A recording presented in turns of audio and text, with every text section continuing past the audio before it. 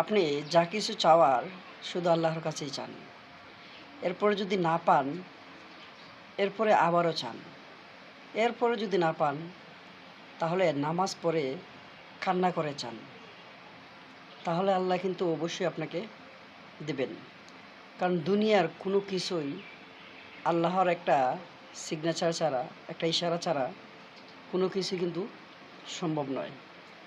দুনিয়ার মানুষের কাছে চাইবেন, কখনো সম্ভব নয়। যদি আল্লাহ তাআলা সেটা কবুল না করেন, কখনো সেটা মঞ্জুর না করেন। এজন্য যা কিছু চাওয়ার সব কিছু আল্লাহর কাছেই চাইবেন।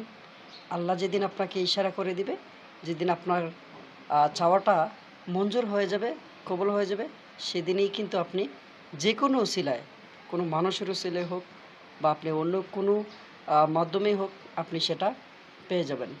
এজন্য যা কিছু চাওয়ার আল্লাহর কাছে চান, কারণ আল্লাহ ছাড়া কেউ আপনাকে দিতে